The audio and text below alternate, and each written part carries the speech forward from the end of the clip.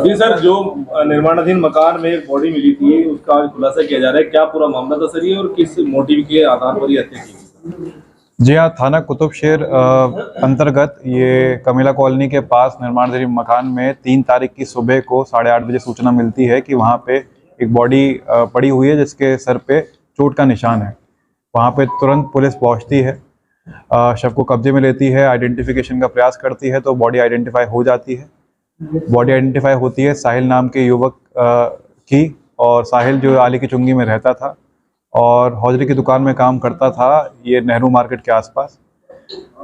और जब पता चलता है, जब उसकी कॉल डिटेल निकलवाई जाती हैं और जो सस्पिशियस लोग हैं उनसे पूछताछ की जाती है, तो पूरा घटनाक्रम इस तरह मालूम होता है कि ये इसका 1-1.5 साल पहले से परिचित था आमिर जो मूल रूप से हबीबगढ़ का रहने वाला है, लेकिन आजकल वहीं मंडी थाना क्षेत्र में रहने लगा है, हाकम शाह में रहने लगा है। और उसके बाद उस दिन इन दोनों की बातें हुई थी पूरे दिन, 2 तारीख की दोपहर से ही इनकी बात हुई थी और मिलने का इनका प्लान था शाम को। मिलने की वजह जो इससे पूछी आमिर से, तो पूछताछ में बताया कि जो आमिर के कुछ लोगों पे उधारी आई हुई थी और आमिर को आसिफ से पैसे लेने थे। तो आसिफ से पैसे लेने के लिए आमिर उससे बार बार ट्राई कर रहा था आसिफ से बात करने का, लेकिन आसिफ साहिल का जानकार था और वो चाहता था कि साहिल के माध्यम से आसिफ से पैसे 1700-1800 रुपये जो भी बकाया हैं वो मिल जाएं। तो इसी बात के लिए वो साहिल से बार बार मिलने के लिए फोर्स कर रहा था। तो साहिल जब शाम को मिलता है इससे, तो आसिफ के बारे में बात होती है, तो आसिफ की बात तो ख़त्म हो जाती है क्योंकि साहिल बोल देता है कि आसिफ के पास अभी पैसे नहीं है और वो नहीं दे पाएगा। साथ में 2-3 घंटे साथ में रहते हैं। सीसीटीवी फुटेज भी जब निकाली गई घटनास्थल के आसपास, तो 2-3 घंटे वहाँ पे टहलते हुए दिखाई दिए। इन्होंने बातचीत करी, साथ में इन्होंने सिगरेट और कुछ नशीला पदार्थ का भी सेवन किया। और उसके बाद जब वहाँ पे 2 तारीख की रात को तेज़ बारिश हुई थी करीब 10-10:30 बजे, तो ये वो जो निर्माणाधीन मकान है इन्होंने शेल्टर ले लिया था।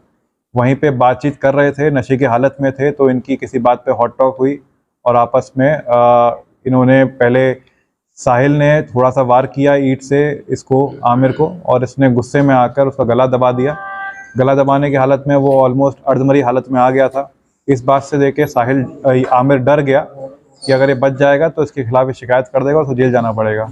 और हबड़ दबड़ में इसने वहीं से ईंट उठाई निर्माणाधीन मकान से और उसके सर पे दे मारी, जिससे वो मर गया। उसके बाद इसने उसकी बॉडी को छिपाने का प्रयास भी किया, उसने उसके ऊपर ईंट भी लगा दी, और जब इसको कुछ थोड़ा इसका नशा उतरा, इसको होश आया, ये वहाँ से चला गया। इसने मृतक का मोबाइल भी अपने पास रख लिया था। और जो 11:30 बजे आखिरी बार मृतक की बात हुई थी अपने घर वालों से, उसके बाद 2-3 बार मृतक के घर वालों से बात हुई है उस फ़ोन से, साहिल के फ़ोन से, लेकिन वो बात कर रहा था ये आमिर। ये इसने एडमिट किया है, कन्फेस किया है। और उसने इस बात को डाइवर्ट करने के लिए इसने 2 नाम भी ऐसे बताए थे जिससे पूरी की पूरी घटना डाइवर्ट हो जाए और लोग उस पर शक करने लगे। और जब इससे पूछा गया कि इस नामों के बारे में इसको कैसे पता, तो उसने बताया कि इसके मोबाइल में वो नाम ऑलरेडी सेव थे, तो उसको कुछ समझ नहीं आया, उसने थोड़ी आवाज़ बना के उसके घर वालों को डाइवर्ट करने के लिए वो 2 नाम बता दिए थे। तो इसको हमने कल गिरफ्तार कर लिया है। इसने पूरी अपने जुर्म का इकबाल भी किया है। इसने इनफैक्ट वो जो कपड़े जिसमें खून लगा हुआ था, इसके अपने कपड़े जो उसने पहने हुए थे जिसमें खून मृतक का भी लगा हुआ है और जिसको ईंट से वार किया था हल्का सा खून उसका भी लगा हुआ था, वो भी इसने अपनी निशानदेही पे बरामद करा दिए हैं। इसने जो मोबाइल फ़ोन है मृतक का जो इसने अपने पास रख लिया था, वो भी एक प्लॉट जहाँ पे बारिश के पानी की वजह से पानी भर गया था, वहाँ पे उसने घर के पास फेंक दिया था। उसको भी पानी वहाँ से हमने शक करा के वहाँ से ये मोबाइल भी बरामद कर लिया इसकी निशानदेही पर। तो इस तरह ये पूरा जो घटना का अनावरण मात्र 72 घंटे में कुतुबशेर थाना पुलिस ने कर दिया। सर, मृतक की जो गर्दन है उस पर कुछ निशान है, कुछ नुकीले हथियार जैसे निशान है, वो क्या था? क्या ईंट के निशान है या कुछ और है? जी हाँ, जैसे पहले बताया, पहले इन्होंने इसकी गर्दन पकड़ी थी अपने हाथ से ही, बाजू से ही इसने गर्दन पकड़ने का प्रयास किया था।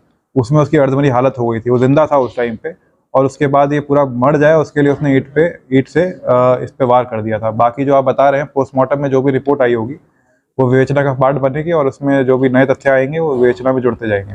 बड़े कम समय में पुलिस ने खुलासा कर दिया।